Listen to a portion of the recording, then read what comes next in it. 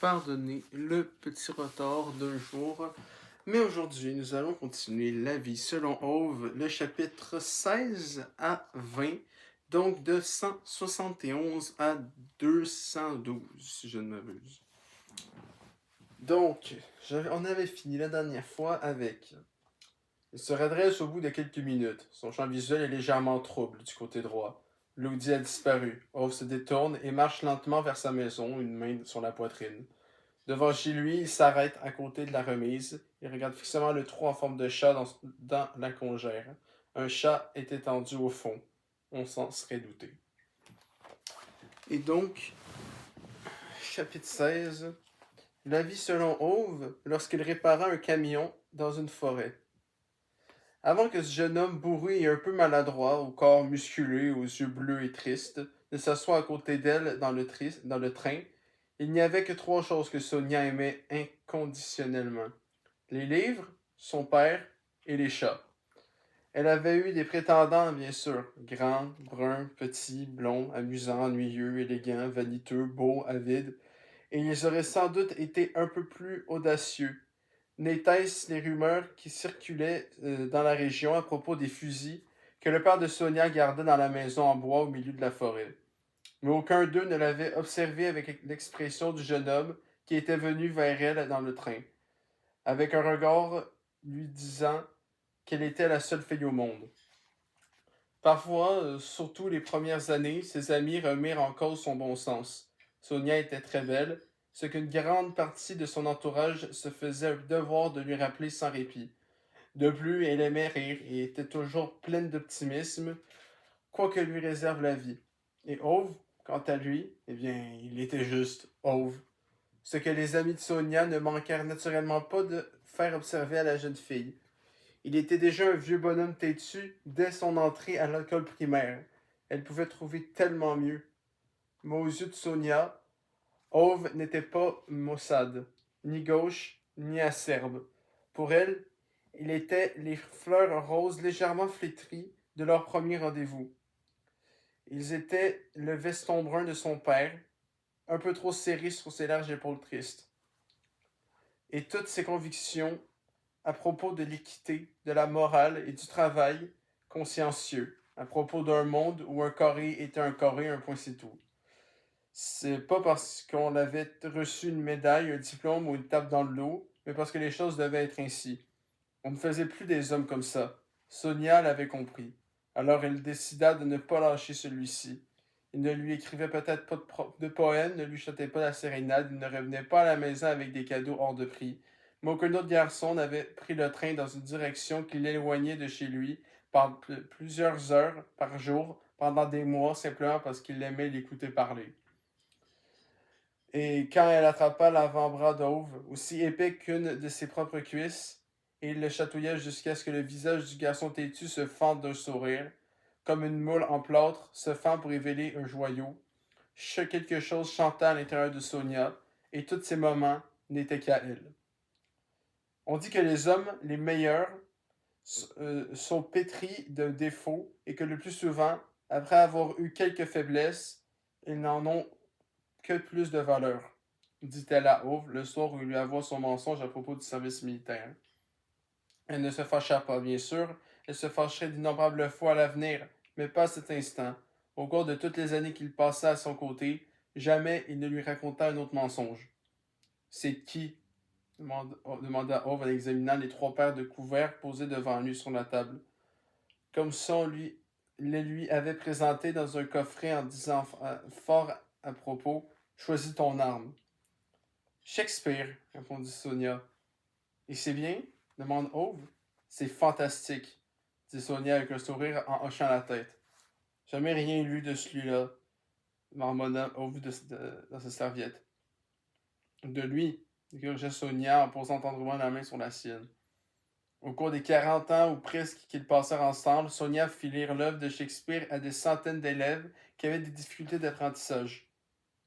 Pendant la même période, elle ne réussit pas à faire lire une seule pièce à Ove. Mais quand ils emménagèrent dans le lotissement, il passa toutes ses soirées dans la remise pendant plusieurs semaines. quand il ressortit, les plus belles bibliothèques qu'ils avaient jamais vues trônaient dans la salle de séjour. Il faut bien que tu ranges tes livres quelque part, expliqua-t-il en appuyant la pointe d'un tournevis sur son pouce entaillé.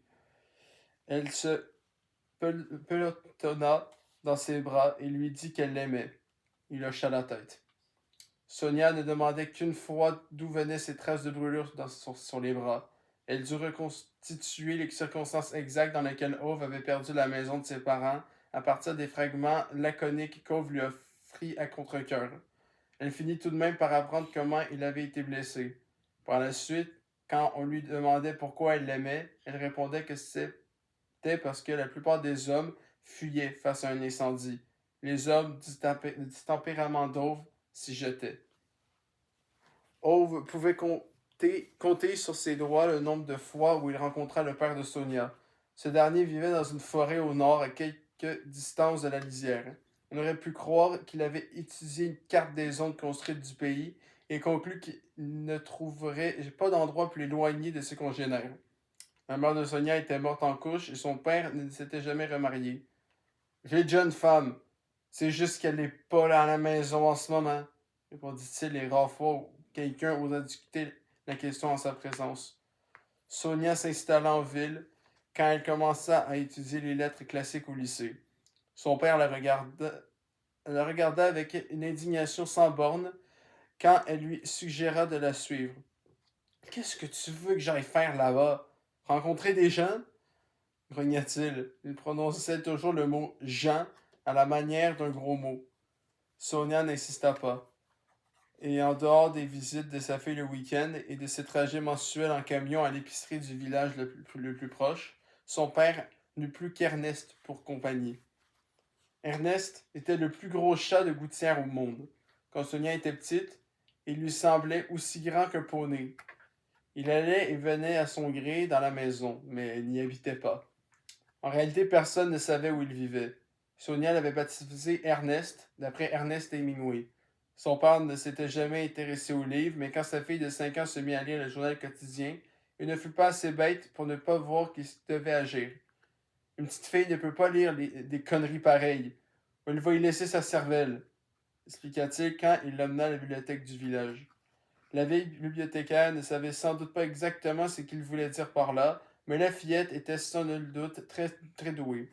Le bibliothécaire et le père de Sonia décidèrent donc, sans plus de cérémonie, que le trajet mensuel à l'épicerie serait dorénavant suivi d'une visite à la bibliothèque. À 12 ans, Sonia avait lu au moins 2 fois chacun des livres disponibles. Elle avait dévoré ses préférés, dont Le vieil homme et la mère, si souvent qu'elle en avait perdu le compte. Et voilà comment Ernest a reçu son nom. Il n'appartenait à personne, il ne parlait pas, mais il aimait bien accompagner le père de Sonia à la pêche. L'homme appréciait ses 2 traits de caractère et partageait équitablement les prises quand il rentrait. La première fois que Sonia emmena Ove dans la vieille maison en bois dans la forêt, le père de Sonia et le jeune homme, assis face à face, passèrent 1 heure penchés sur leurs assiettes respectives, muets comme des cartes pendant qu'elle essayait d'initier un semblant de conversation. Aucun d'eux ne comprenait ce qu'il faisait là, si ce n'était que c'était important pour la seule femme qu'il chérissait. Il avait protesté fortement et obstinément, chacun de son côté, mais en vain. Dès le début, le père de Sonia avait été défavorable à cette rencontre. Il savait seulement que ce garçon venait de la ville, et pire encore, qu'il n'aimait pas les chats.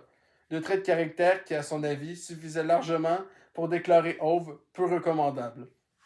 Ove, quant à lui, avait l'impression de passer un entretien d'embauche où il n'était jamais à la hauteur. Alors, quand Sonia se taisait, ce qu'elle fit du reste la plus grande partie du temps, la pièce était écrasée par ce silence particulier entre un homme qui ne veut pas perdre sa fille et un homme qui n'a pas encore complètement saisi qu'il aurait reçu le droit d'emmener la jeune fille. Finalement, Sonia donna à Ove un coup de pied dans le tibia pour l'inciter à prendre la parole. Ove leva les yeux, étonné, remarqua les frémissements courroucés de ses paupières. Il s'éclaircit la voix et regarda autour de lui, cherchant désespérément quelque chose à demander au père de Sonia. Ove avait appris que si on ne sait pas quoi dire, la meilleure solution est de poser une question. S'il y avait une chose qui pouvait distraire les gens de leur mauvaise disposition envers une personne, c'était la possibilité de parler d'eux-mêmes. Finalement, un regard d'Ove tomba sur le camion visible par la fenêtre de la cuisine. C'est une L10, non? Dit-il en pointant sa fourchette. Ouais, répondit le vieil homme à son assiette. Construit par Sahab, constata Ove avec un bref hochement de tête. Scania! Rugit immédiatement le bonhomme en lui jetant un regard offensé. Un silence caractéristique de la première rencontre entre l'amoureux d'une jeune fille et le père de celle-ci retomba sur la pièce. Ove fixait résolument son assiette. Sonia donna un coup de pied dans le tibia de son père, qui lui lança un regard contrarié, avant d'apercevoir les frémissements de ses paupières. Il n'était pas assez bête pour ne pas savoir qu'il avait tout intérêt à éviter ce qui suivait. Il éclaircit la gorge en chipotant dans son assiette. C'est pas parce qu'un rond de cuir de chez Sahab agite un portefeuille et achète l'usine que c'est plus Scania. Bon sang de bonsoir, maugréa-t-il tout bas, d'un ton un peu moins accusateur en mettant ses tibias hors de portée des chaussures de sa fille.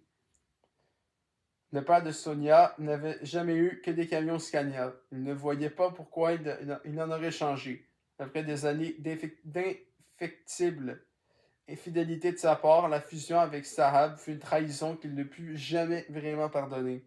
Ove, qui s'intéressait beaucoup à Scania depuis qu'ils avaient rejoint Sahab, observait pensivement le camion en mangeant une partie de terre. En mangeant une pomme de terre. Il roule bien? Demanda-t-il.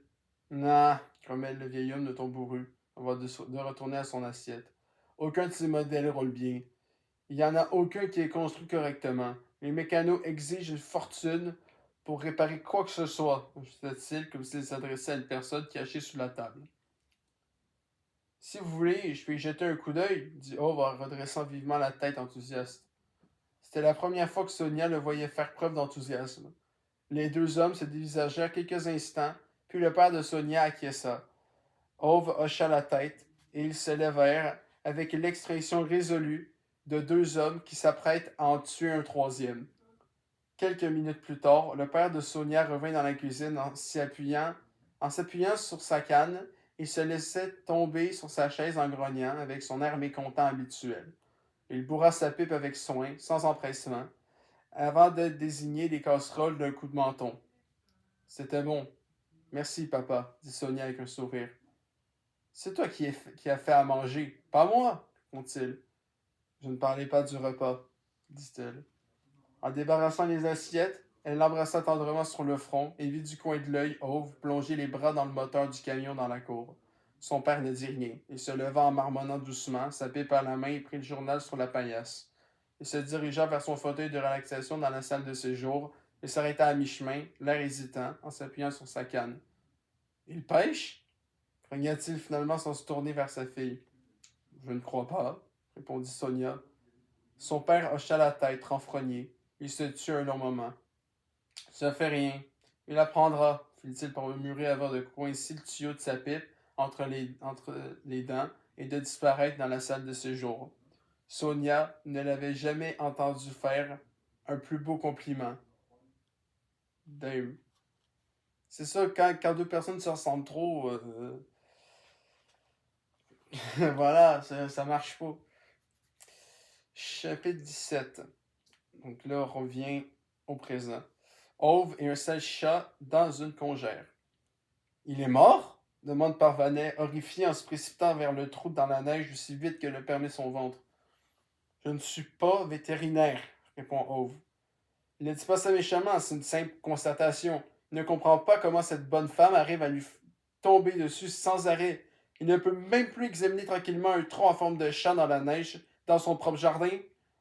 Mais vous devez le sortir de là, enfin! S'écrie-t-elle en lui tapant l'épaule avec son gant. Mécontent, Ove enfonce les mains plus profondes dans les poches de sa veste. Il a encore un peu de mal à respirer. Je ne dois rien du tout, dit-il. Vous êtes stupide ou quoi? S'indigne-t-elle.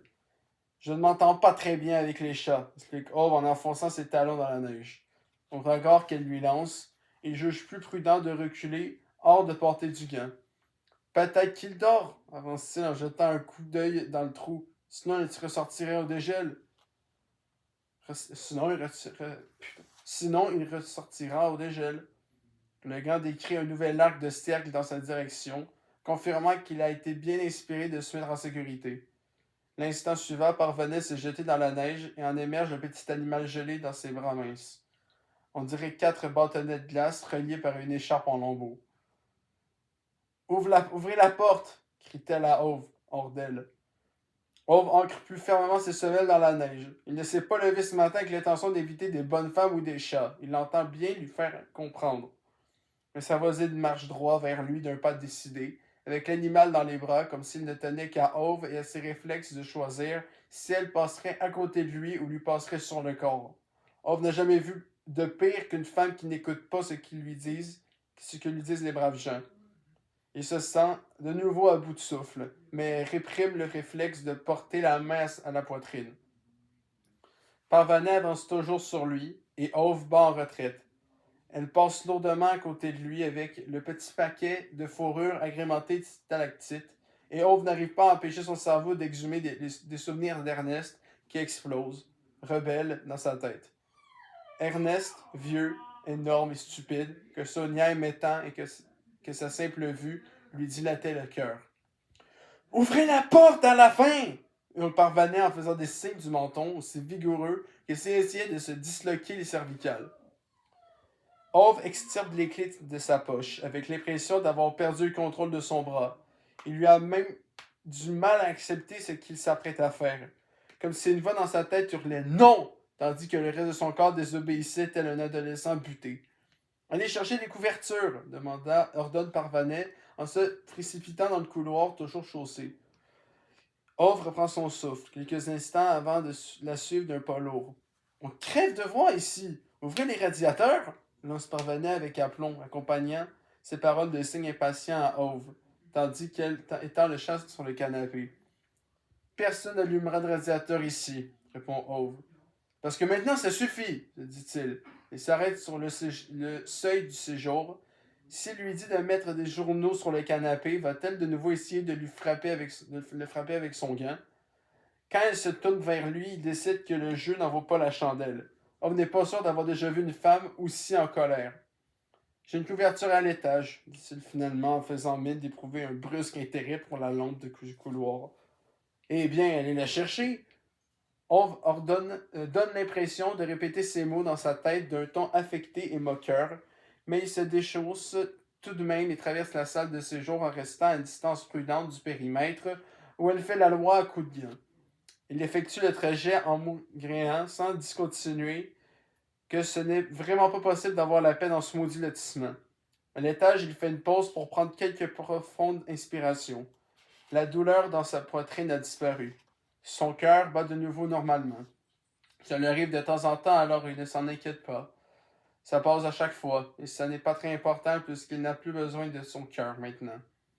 Des voix lui parviennent du salon. Il n'en croit pas ses oreilles. Ses voisins l'empêchent sans cesse de mourir, mais de toute évidence, ils ne craignent pas de pousser un homme au suicide en le rendant fou. Voilà qui est certain. Quand Ove descend l'escalier avec une couverture, le jeune homme obèse de la maison voisine sans matérialiser au milieu de la salle de séjour, il regarde le chat et Parvaneh avec curiosité. « Yo! » salue-t-il Ove d'un air enjoué avec un signe de la main. Il ne porte qu'un t-shirt alors qu'il a neigé. Eh bien, fait Ove, tout en observant qu'il ne peut même plus quitter la pièce sans que sa maison se transforme en auberge. J'ai entendu quelqu'un crier, mec. Je voulais juste être sûr qu'il n'y avait pas de lézard, répondait gaiement l'envahisseur avec un haussement d'épaule adipeuse qui plisse son t-shirt. Parvaneh arrache la couverture des mains d'Ove et l'enroule autour du chat. Vous allez jamais arriver à le réchauffer avec ça, l'informe habilement le jeune homme.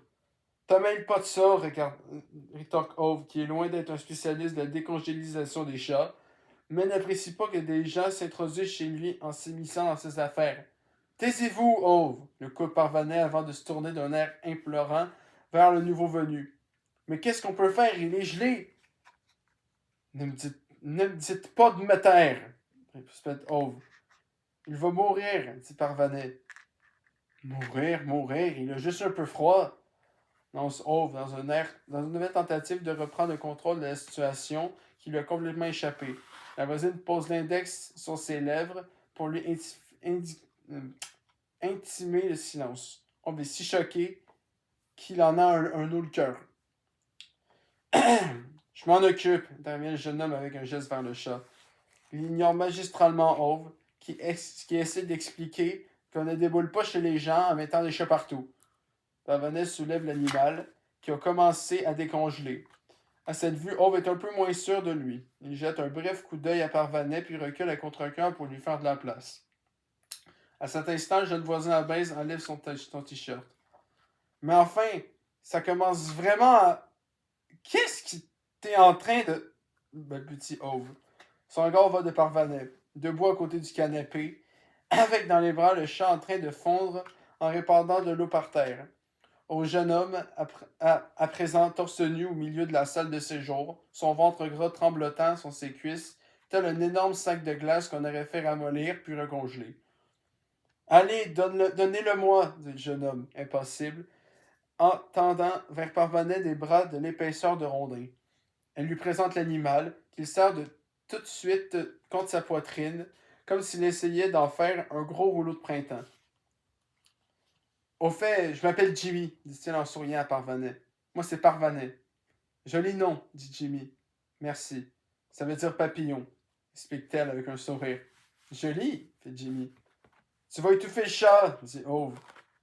Oh, coolos, Ove, lance Jimmy. Ove pince les lèvres et se donne des coups de pied mécontents dans une plainte. Il ne sait pas ce que veut dire le jeune homme par coolos, mais il est certain de n'avoir aucune intention de s'y tenir.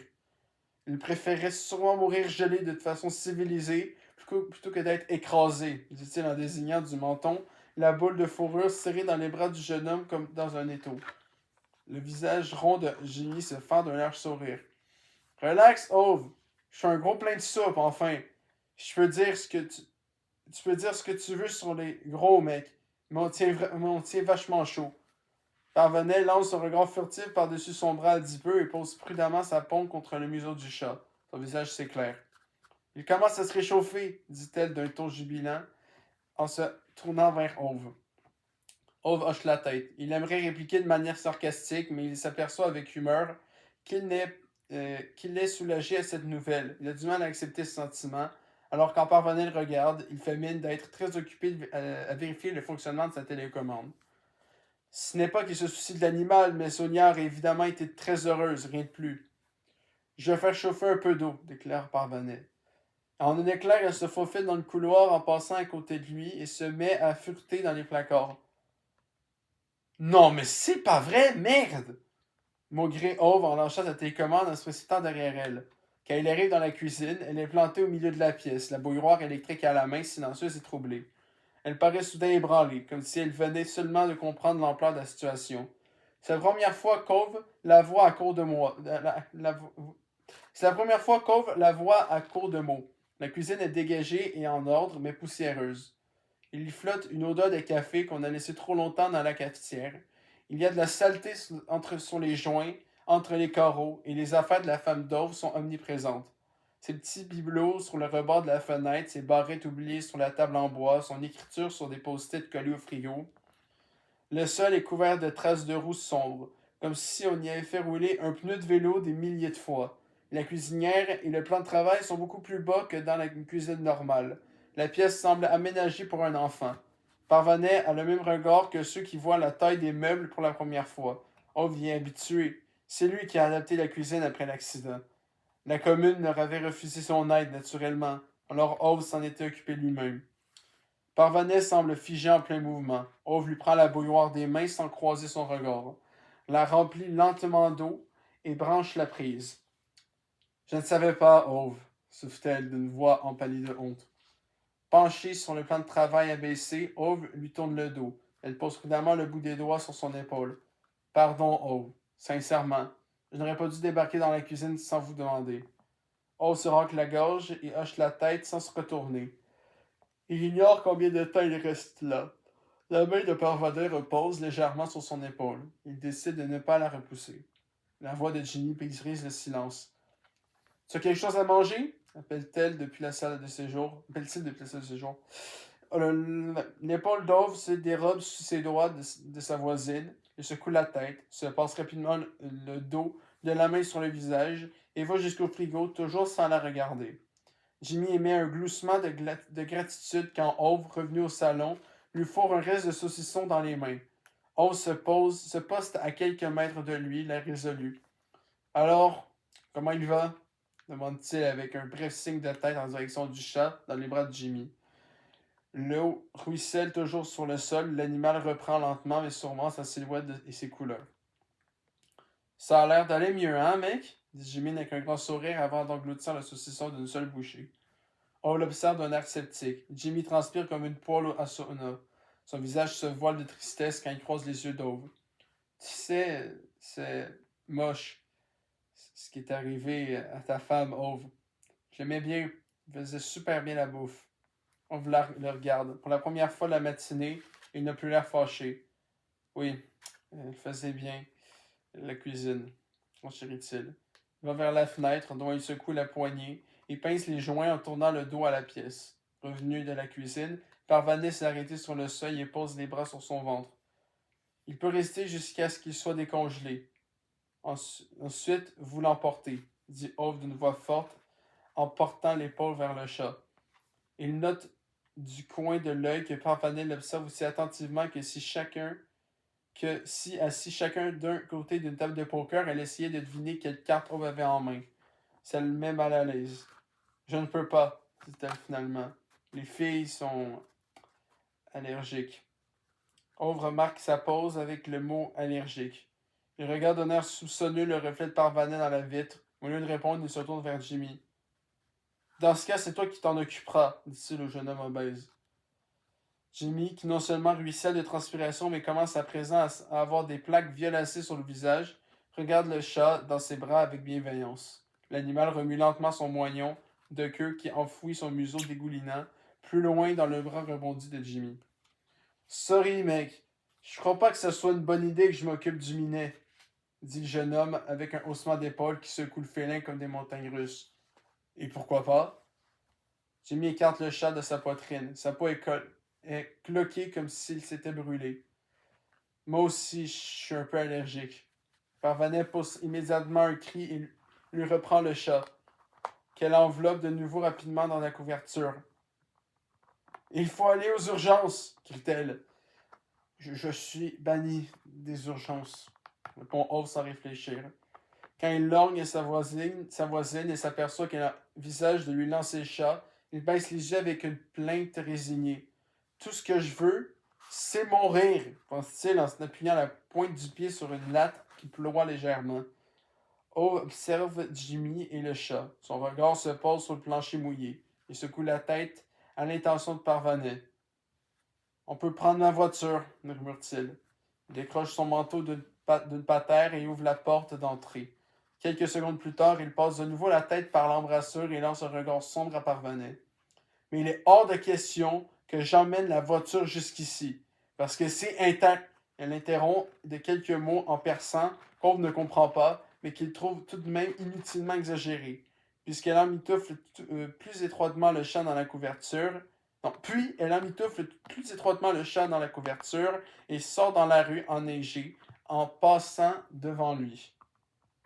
Ce sont les règles, lui dit Ove d'un air maussade, tandis qu'elle s'éloigne vers le parking, mais elle ne répond pas.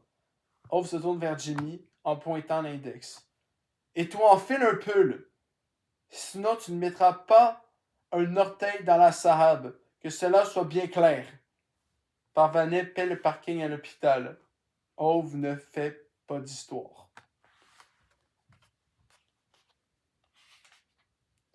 Chapitre 18. Retour dans le passé. La vie selon Ove et un chat qui s'appelait Ernest. Chapitre 18. Ce n'est pas qu'Ove détestait Ernest en particulier. Il n'aimait simplement pas les chats en général. Ils avaient toujours trouvé extrêmement peu fiables. Surtout si, comme Ernest, ils avaient la taille d'une mobilette. Au coup d'œil, on hésitait entre un chat exceptionnellement gros et un lion exceptionnellement petit. Et on ne pouvait pas faire ami-ami avec une créature dont on n'était pas absolument certain qu'elle n'allait pas attaquer un homme dans son sommeil. Telle était la philosophie d'Ove. Mais Sonia aimait inconditionnellement Ernest, et Ove garda pour lui ce genre d'argument, même si leur logique était imparable. Il avait assez de bon sens pour ne pas dire du mal de ce qu'elle aimait. Lui-même bénéficiait de l'amour de Sonia sans que nul n'en comprenne la raison. Ainsi, abstraction faite de la fois où Ernest mordit Ove qui s'était assis sur sa queue, le jeune homme et le chat apprirent à cohabiter suffisamment lors des visites à la maison dans la forêt. Ou du moins à garder leur distance, comme avec le père de Sonia. Et même si Holt protesta vivement que la bestiole ne pouvait pas s'installer sur une chaise et étendre sa queue sur une deuxième, chacun fit preuve de bonne volonté. Pour Sonia. Holt n'apprit jamais à pêcher, mais les 2 automnes suivant sa première visite à la cabane dans la forêt, il n'eut plus de fuite dans le toit pour la première fois depuis que la maison avait été construite. Et le canyon démarrait dès qu'on mettait le contact sans émettre le moindre crachotement.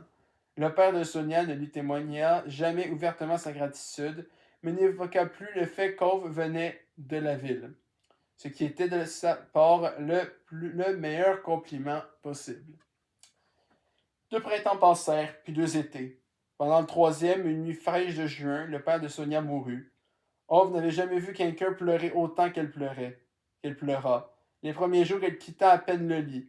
Ove, qui avait déjà été confronté à la mort, était pourtant désemparé par les réactions qu'elle provoquait chez sa femme. Il errait comme une âme en peine dans la cuisine de la cabane, quand le pasteur du village vint expliquer les détails de l'enterrement. Un type bien, dit-il brièvement en indiquant une photo de Sonia et de son père au mur de la salle de séjour. Ove hocha la tête. Il ne savait pas ce qu'il était censé répondre. Alors il sortit chercher quelque chose d'utile à faire, comme resserrer une vis du camion. Le 4e jour, Sonia se leva et entreprit de faire le ménage dans la cabane tout entière avec une telle frénésie qu'Ove resta hors de son chemin. Avec la prudence des gens intelligents qui évitent de se trouver sur la trajectoire d'une tornade. Il déambula dans la cour à la recherche d'une occupation. Il répara le bûcher disloqué par les tempêtes printanières et passa les jours suivants à le remplir de bois fraîchement coupé. Il tondit la pelouse et scia les branches des premiers arbres en s'étendant au-dessus du terrain. Le 7e soir, tard, ils aperçurent un appel de l'épicerie. Ils reçurent un appel de l'épicerie. Bien sûr, tout le monde dit que c'était un accident, mais ceux qui connaissent Ernest ne pouvaient croire qu'il avait surgi devant une voiture par malchance. Les êtres vivants agissent de manière étonnante sous l'emprise de la peine. Cette nuit-là, Ove conduisit plus vite que jamais sur la route départementale. Sonia soutint l'énorme tête d'Ernest pendant tout le trajet. Il respirait toujours lorsqu'ils arrivèrent chez le vétérinaire. Ses blessures étaient bien trop sévères, l'hémorragie bien trop importante. Au bout de 2 heures agenouillée près de lui dans la salle d'opération, Sonia embrasse le gros chat sur la tête et murmure « Au revoir, mon cher Ernest ». Puis elle ajouta d'une voix tendre « Et au revoir, mon cher, très cher papa ». À ces mots, le chat ferma les yeux. Quand elle rejoignit la salle d'attente, Sonia appuya le front contre le large torse d'Ove. « Il me manque tellement, Ove. C'est comme si mon cœur était tombé de ma poitrine. » Ils restèrent silencieux un long moment enlacés. Finalement, elle leva le visage vers lui et le regarda dans les yeux, l'air grave. « Tu peux m'aimer 2 fois plus maintenant, exigea-t-elle. Alors Ove lui mentit et répond qu'il le ferait, bien qu'il sache qu'il ne pouvait l'aimer plus qu'il ne l'aimait déjà. Ils enterrèrent Ernest près du lac où ils avaient l'habitude de pêcher avec le défunt. Le pasteur qui les avait accompagnés lut la bénédiction. Puis Ove chargea la sahabe et conduisit le long des petites routes, la tête de Sonia reposant sur son épaule. Sur le chemin vers la ville, il s'arrêta dans la première localité qu'ils atteignirent, où se trouvait un centre commercial. Sonia y avait un rendez-vous, on ignorait avec qui. C'était un des traits de caractère qu'elle estimait le plus chez lui. Raconterait-elle souvent ensuite. Elle ne connaissait personne d'autre capable d'attendre pendant 1 heure dans la voiture sans demander quel était l'objet de la visite ou combien de temps cela prendrait. Cela ne signifiait pas qu'il ne rouspétait pas. Dieu sait qu'il se plaignait, surtout s'il devait payer le parking. mais il ne cherchait jamais à savoir ce qu'elle faisait, et il l'attendait toujours. Quand Sonia réapparut enfin, il ferma la portière avec la délicatesse qu'elle avait acquise pour qu'Aude ne la regarde pas d'un air aussi blessé que si elle venait de tirer à la carabine sur des oiseaux. Puis elle posa la main sur la sienne. Je crois que nous devrions chercher une maison. Ove, dit-elle doucement. Pourquoi faire? Demanda Ove. Je pense que les enfants devraient grandir dans une maison, répondit-elle en emmenant délicatement la main d'Ove sur son ventre. Ove se tut un long moment, au point de battre ses propres records de silence. Il observa le ventre de Sonia d'un air songeur, comme s'il s'attendait à en voir surgir un drapeau. Comme s'il s'attendait à en voir surgir un drapeau. Finalement, il se redressa sur son siège, tourna la molette de l'autoradio de 180 degrés dans un sens, puis dans l'autre, et ajusta les rétroviseurs. Enfin, il hocha la tête, impassible. Alors, il va falloir acheter un break. Chapitre 19. Ove et un chat qui était déjà en mauvais état. Ove regarde le chat regarde Ove. Ove n'aime pas les chats, et les chats n'aiment pas Ove. Ove le sait parfaitement. Même Ernest n'appréciait pas Ove, et Ove n'appréciait pas du tout Ernest. Pourtant, de tous les chats de sa connaissance, Ernest était celui qu'Ove détestait le moins. Cet animal n'a pas le moindre point commun avec Ernest, mis à part son air suffisant. Mais Ove suppose que tous les chats sont comme ça. Le spécimen est si petit et décharné qu'on le prendrait presque pour un gros rat. Il a visiblement perdu encore plus de pelage pendant la nuit. Ove n'aurait pas cru cela possible. Mais puisque je vous dis que je ne m'entends pas bien avec les chats, avait-il répété, buté à Parvanet la veille. Puis Ove avait crié à Parvanet que, lui, vivant, jamais cette bestiole ne vivrait dans sa maison. Maintenant, Ove regarde le chat. Le chat lui rend son regard. Ove est de toute apparence toujours bien vivant, ce qui l'exaspère au plus haut point. Ove s'est réveillé une demi-douzaine de fois cette nuit parce que l'animal, avec un irrespect sans borne, s'était glissé à côté de lui dans le lit. Le chat s'est réveillé tout autant de fois parce que Ove l'a repoussé du pied avec ménagement. Il est maintenant 6h moins quart. Ove s'est levé et le chat assis au milieu de la cuisine arbore la même expression que si Ove lui devait de l'argent. Ove examine l'envahisseur comme si celui-ci avait sonné à la porte, une Bible sous la patte, et lui avait demandé s'il était prêt à laisser le Christ entrer dans sa vie. Je suppose que tu attends ta pitance, demande finalement Ove. Le chat ne répond pas. Il se contente de mordiller les taches pelées sur son ventre et de se lécher nonchalamment les coussinets. Dans cette maison, il n'y a pas de place pour les paresseux qui prennent de grands airs en attendant que les moineaux leur tombent tout cuit dans la bouche, ajoute Ove en pointant un index critique vers son hôte pour bien lui faire comprendre à qui il s'adresse. Le chat le regarde comme s'il aimait faire une boule de chewing-gum en guise de réponse. Ove met en marche la cafetière électrique. Il tourne les yeux vers l'horloge puis vers le félin. Après qu'ils avaient emmené Jimmy à l'hôpital, Parvanet avait réussi à contacter pendant la nuit une de ses connaissances qui était manifestement vétérinaire. Ce dernier était venu examiner le chat et avait constaté d'importantes gelures et une sévère dénutrition.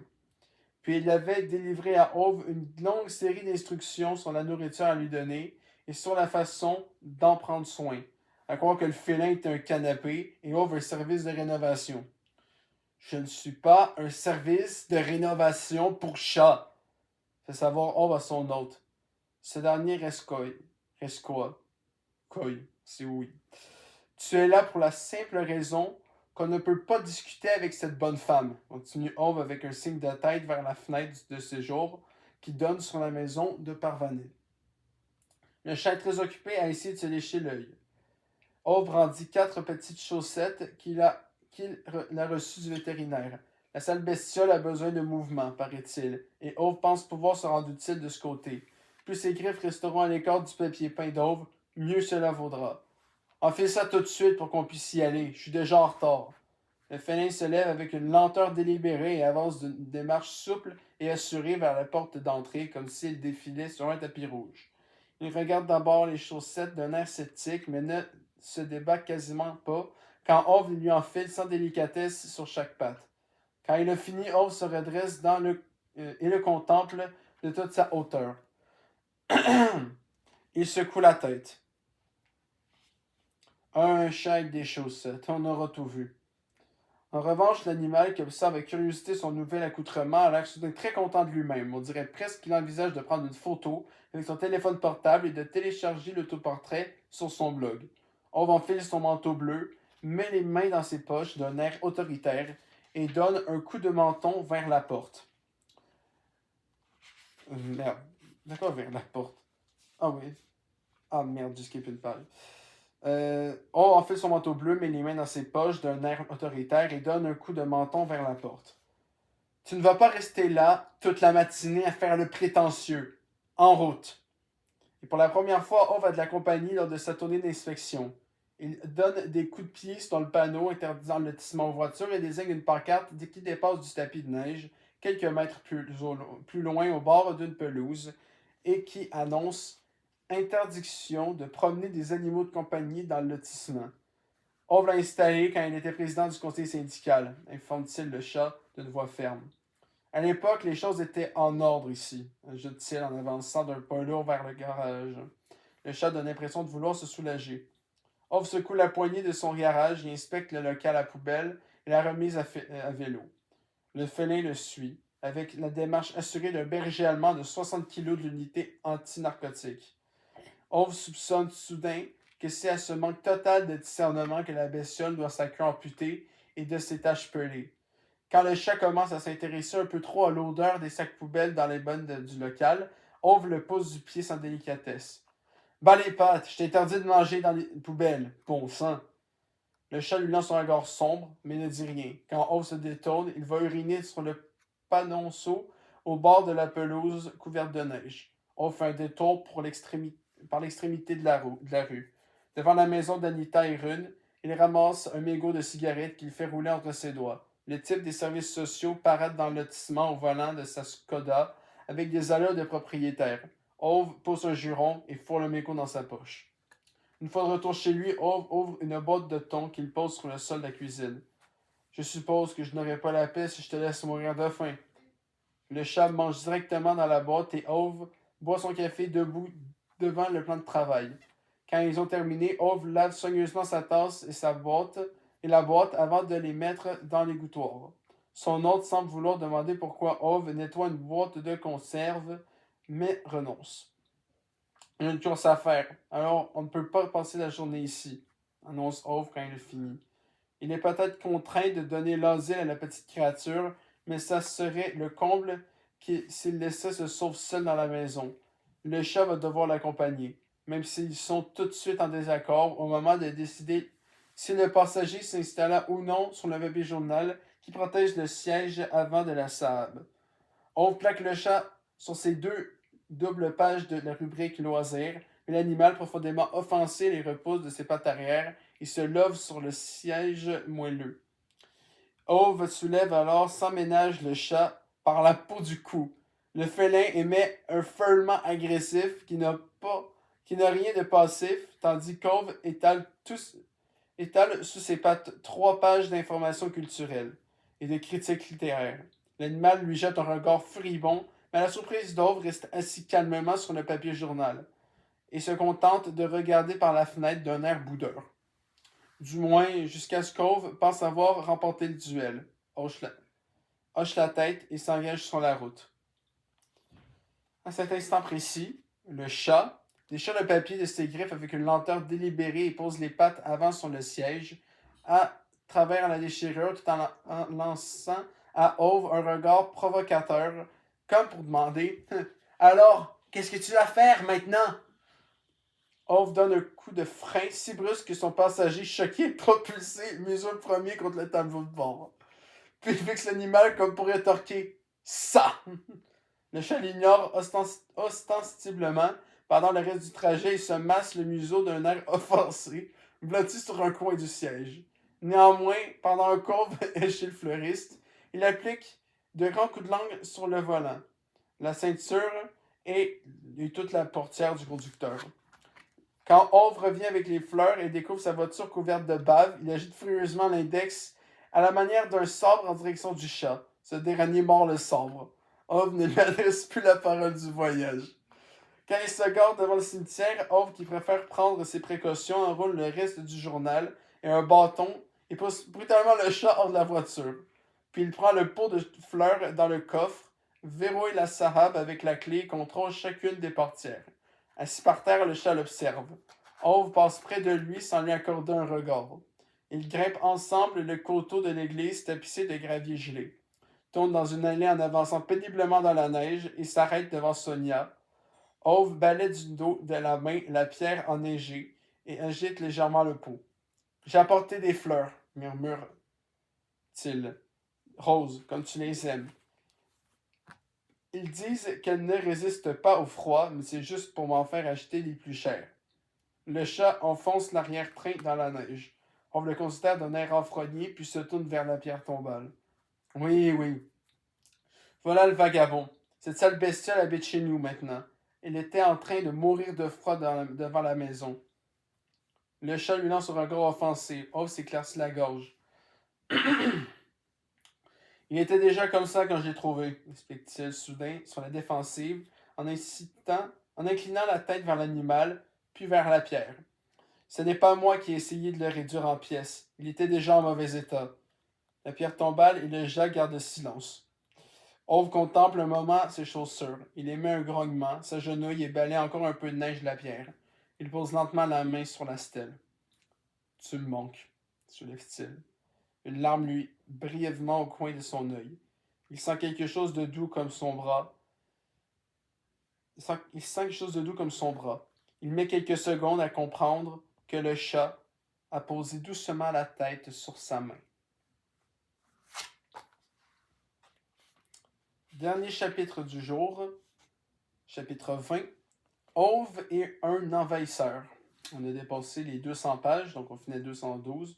Et donc, après cette vidéo, il va rester, on en a fait 4, sans compter l'intro. Et bien, sans compter la conclue, il va rester 4 autres. Après celui-là. Chapitre 20, Ove est un envahisseur. Ove reste sûrement 20 minutes assis au volant de la Sahab dans le garage ouvert. Les 5 premières, le chat le regarde avec impatience, depuis le siège passager, comme s'il pensait qu'on devait réveiller Ove de tape sur la nuque. Les 5 suivantes, il commence à s'inquiéter et essaie. Les 5 suivantes, il commence à s'inquiéter et essaie un moment d'ouvrir la portière lui-même. Après quelques tentatives infructueuses, il se couche promptement sur le siège et s'endort. Quand l'animal roule sur le flanc et se met à ronfler, Ove lui lance un coup d'œil. Il doit l'admettre, cette saleté de chat a une façon redoutablement efficace de résoudre les problèmes. C'est le moins qu'on puisse dire.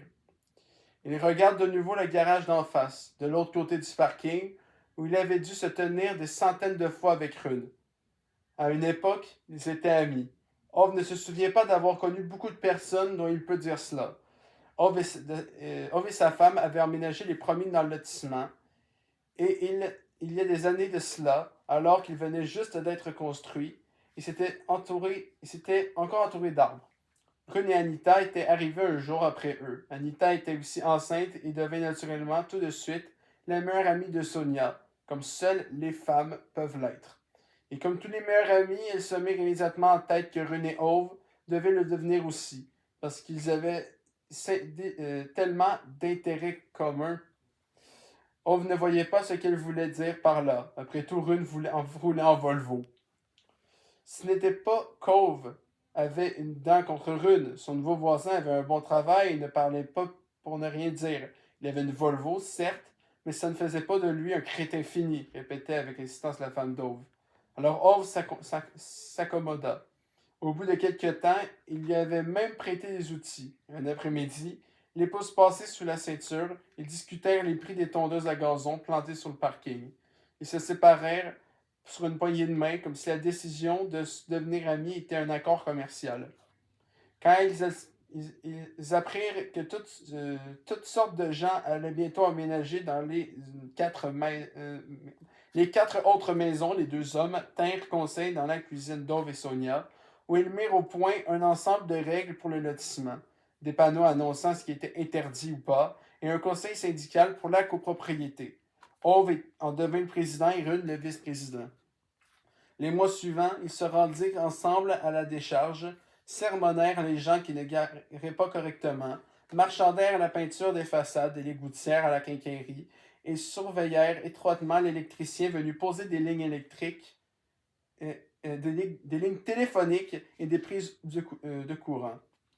L'un comme l'autre brandissait un index impérieux en lui faisant la leçon sur la bonne façon de s'y prendre. Aucun d'eux ne s'y connaissait vraiment, mais ils savaient parfaitement que ce genre de freluquet essayait d'escroquer les honnêtes gens si on ne gardait pas un œil sur eux. C'était aussi simple que ça. Les deux couples dînaient parfois ensemble dans la mesure où l'on peut parler de dîner quand Ove et Rune passaient la plus grande partie de la soirée sur le parking à donner des coups de pied dans les pneus de leurs voitures respectives, à comparer leurs coffres et leur diamètre de braquage et autres choses essentielles. Mais ce n'était tout de même pas rien. Les ventres de leur épouse grossissaient régulièrement, ce qui, d'après Rune, avait court-circuité le cerveau d'Anita. À l'en croire, il dut retirer la cafetière du frigo presque tous les jours à partir du 3e mois. Sonia, quant à elle, développa une irascibilité plus fulgurante que les portes de saloon dans les films avec John Wayne. En conséquence, on évita d'ouvrir la bouche, ce qui évidemment énervait tout autant Sonia. Et quand elle n'était pas en âge, elle grelottait. Dès qu'Ove, fatigué de se chamailler avec elle, ouvrait les radiateurs d'un chouïa, elle transpirait de nouveau. Et il devait refaire le tour de la maison pour les refermer. Elle mangeait aussi de telles quantités de bananes que le marchand de primeurs finit par croire qu'Ove avait ouvert un zoo. Leurs hormones font une danse guerrière, dit Rune, avec un hochement de tête entendu. Un de ces soirs où Ove et lui étaient assis sur la terrasse derrière sa maison, tandis que leur épouse parlait dans la cuisine, de Sonia, et Ove de choses dont parlaient alors les femmes. Rune raconta que, la veille, il avait découvert Anita en train de pleurer à chaudes larmes devant la radio, pour la simple raison que l'appareil faisait un joli bruit. Un joli bruit, répéta Ove sans comprendre. Un joli bruit, confirma Rune. Les deux hommes secouèrent la tête d'un même mouvement et scrutèrent l'obscurité en silence. Il faudrait tondre la pelouse, dit finalement Rune. J'ai acheté des nouvelles lames pour la tondeuse, répondit Ove en opinant du chef. Tu les as payés combien demanda Rune, et leur amitié continua ainsi. Le soir, Sonia mettait de la musique pour son ventre en disant que ça calmait l'enfant. Ove, assis dans son fauteuil, à l'autre extrémité de la pièce, faisait alors généreusement semblant de regarder la télé. Une expression incertaine sur le visage. Il se demandait avec inquiétude ce qui arriverait quand le marmot se déciderait à sortir. Est-ce qu'il détesterait son père parce que ce dernier n'aimait pas tellement la musique? Si ce n'est pas qu'on avait peur, il ne savait simplement pas comment on se préparait à devenir père. Il avait réclamé un mensuel, mais Sonia s'était contentée d'éclater de rire. Ove ne comprenait pas pourquoi. Il y avait des manuels pour tout. Il se demandait avec scepticisme s'il arriverait vraiment à être le père de quelqu'un. En fait, il n'aimait pas tellement les enfants et il n'avait pas lui-même vraiment réussi à en être un. Sonia pensait qu'il devait discuter avec Rune puisqu'ils étaient dans la même situation. Ove ne voyait pas ce qu'elle voulait dire par là. Rune n'allait pas être le père du gosse d'Ove, mais d'un autre. En tout cas, Rune semblait être d'accord avec Ove sur le fait qu'il n'y avait pas grand-chose à discuter, et c'était toujours ça. Alors quand Anita rendait visite à Sonia le soir et s'asseyait dans la cuisine pour parler de contraction, Ove et Rune prétextaient qu'ils devaient discuter, allaient dans la remise d'Ove en trifouillant en silence les outils sur l'établi. Alors que, pour le 3e soir de suite, ils se tournaient les pouces dans le cabanon fermé, ils décidèrent de trouver une façon de s'occuper avant que, comme le dit Rune, les nouveaux voisins commencent à se demander ce qu'on manigance là. Dedans. Ove trouva aussi que c'était préférable. Ils ne bavardaient pas beaucoup en travaillant, mais s'aidèrent mutuellement à dessiner les plans, prendre des mesures et s'assurer que les angles étaient bien droits. Tard un soir, alors que Sonia et Anita étaient dans leur 4e mois, chacune découvrit un lit à barreaux bleu clair dans la future chambre d'enfant. On pourra le repeindre en rose si c'est une fille, marmonna Ove en montrant Sonia. Sonia se jeta à son cou et il sentit des larmes couler sur sa joue. C'était bien vrai, les hormones les rendaient complètement irrationnels. Je veux que tu me demandes de t'épouser, souffla-t-elle. Il s'inclina. Ils se marièrent sans prétention dans leur pavillon. Aucun d'eux n'avait plus de famille. Aussi René et Anita furent-ils les seuls invités. Sonia et Ove se passèrent la bague au doigt, puis ils allèrent tous les quatre au restaurant. Ove paya, mais Rune l'aida à assurer que tout était en ordre sur l'addition. Ce n'était naturellement pas le cas. Au bout d'une bonne heure, ils parvinrent à convaincre le serveur que dans son propre intérêt, le plus simple était de diviser par deux la somme totale, s'il ne voulait pas qu'ils aillent porter plainte à la police. Ils ne dirent pas clairement de qui ils comptaient se plaindre, ni de quoi, mais le garçon finit par abandonner la lutte et retourna en cuisine dresser une nouvelle addition avec force, jurons et gesticulations. René et Ove hochèrent gravement la tête d'un air entendu, sans remarquer que, comme à l'accoutumée, leur femme avait pris un taxi 20 minutes plus tôt. Ove opine du chef, assis au volant de la Sahab, tandis qu'il observe le garage de Rune. Il n'arrive pas à se souvenir quand il a vu la porte ouverte pour la dernière fois.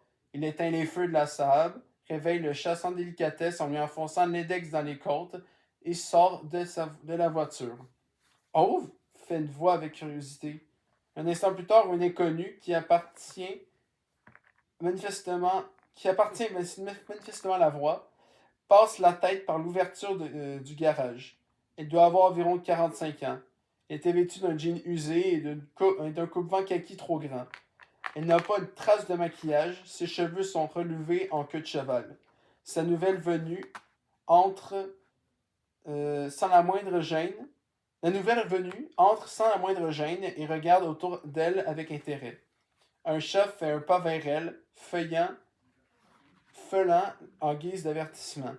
Elle s'immobilise. Ove met les mains dans ses poches. C'est pourquoi? Ove? Demanda-t-elle de nouveau, avec l'enthousiasme exagéré d'un vendeur de gâteaux qui essaie de donner l'impression de ne pas vouloir vendre ses gâteaux. Non, merci, je n'en veux pas, dit Ove en désignant du menton la porte du garage pour signifier à l'inconnu qu'elle n'a pas besoin de chercher un autre chemin que celui qu'elle a emprunté pour rentrer. L'intruse n'a pas l'air le moins décontenancée du monde. Je m'appelle Lena. Je travaille pour le journal local et je... commence-t-elle en tendant la main. Ove regarde la main, puis la femme. Je n'en veux pas, répète-t-il. De quoi? Demande-t-elle. Vous êtes venu pour me vendre un abonnement, c'est ça, non? Je ne suis pas intéressé. Elle lui lance un regard déconcerté. Oui, enfin, je ne suis pas venu vous vendre des journaux, je les écris. Je suis journaliste. Je suis journaliste, explique-t-elle en exagérant les R, comme le font toujours les journalistes qui croient que les gens raisonnables sont méfiants simplement parce qu'ils n'ont pas entendu la première fois. Je ne suis quand même pas intéressé, répond Ove avant de se la rabattre lentement vers la porte. Mais je veux vous parler, Ove, insiste-t-elle en essayant d'entrer de nouveau de force.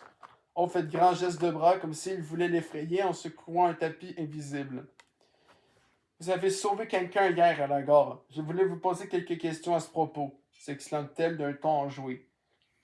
Elle s'apprête de toute évidence à poursuivre ses explications, mais s'aperçoit qu'elle a perdu l'attention de son interlocuteur. On regarde par-dessus l'épaule de la journaliste, les yeux étrécis.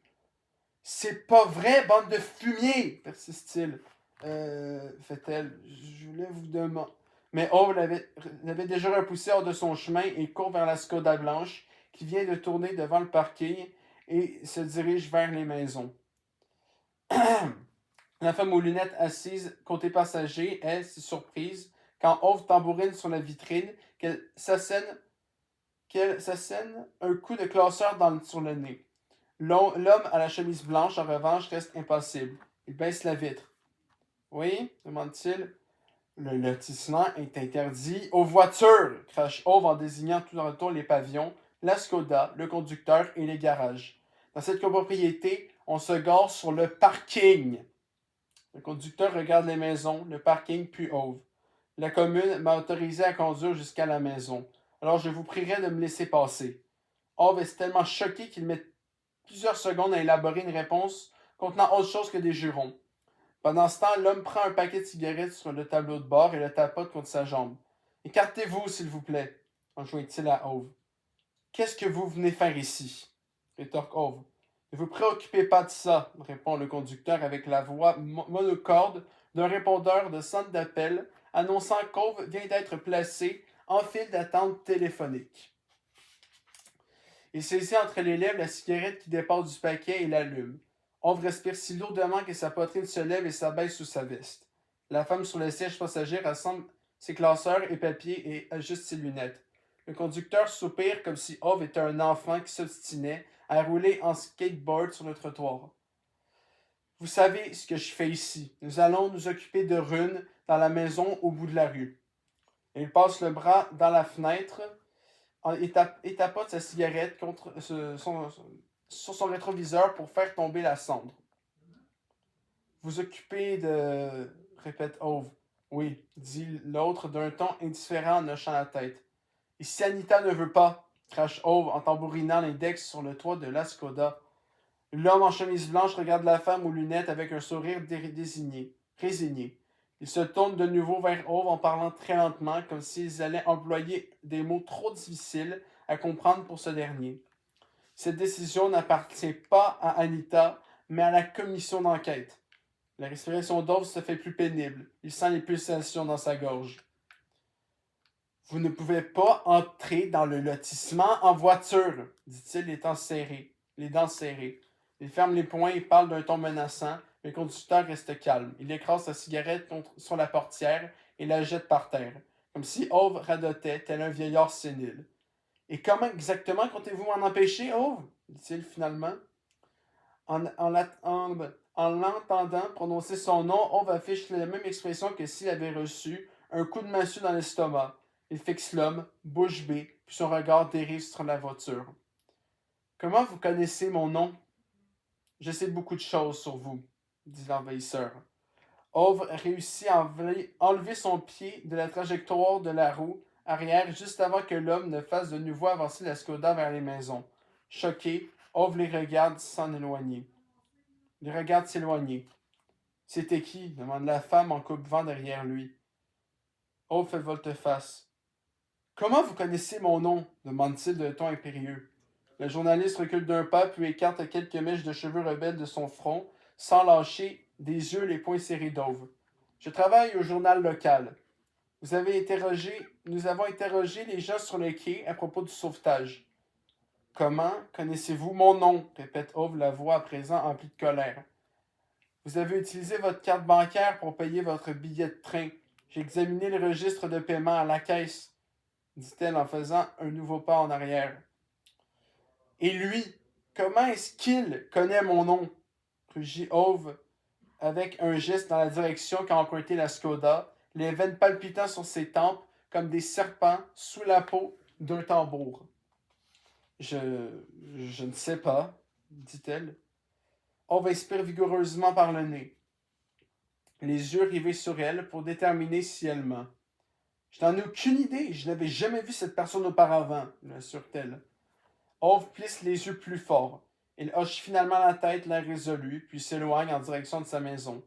Elle l'interpelle, mais ne réagit pas. Le chat le suit dans l'entrée. Ove referme la porte.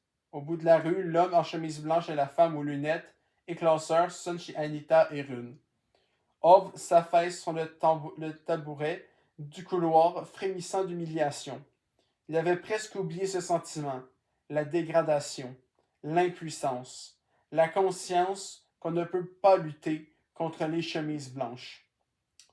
Voilà qu'ils sont de retour. Ils ne s'étaient pas montrés depuis qu'Ove et Sonia étaient rentrés d'Espagne. Depuis l'accident.